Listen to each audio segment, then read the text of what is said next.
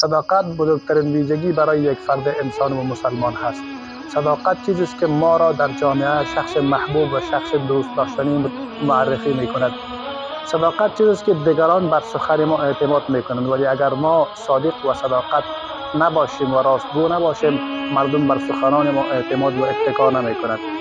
خداوند جل جلاله در قرآن فرمود و کونوا مع الصادقین، شما به همراه انسان‌های راستگویندگان باشید. یعنی اگر شما محبوب شدن را دوست دارید، به همراه راستگویندگان باشید. پیامبر صلی الله علیه و سلم فرمودند صدق انسان را نجات می‌دهد ولی کذب انسان را هلاک می‌کند. و همچنان فرمودند صدق انسان را به سوی هدایت و خوبی ها راهنمایی می‌کند ولی کذب انسان را به سوی بدبختی و شقاوت هدایت می‌کند. پس بیایید برادر و خواهر عزیز و بزرگوار من، صداقت را از آن خود بسازیم تا بتوانیم بهترین شخص و خادمترین شخص و محبوب در نزد الله و رسول صلی الله علیه و سلم قرار بگیریم تا دنیای ما هم نیک و خوب شود و آخرت ما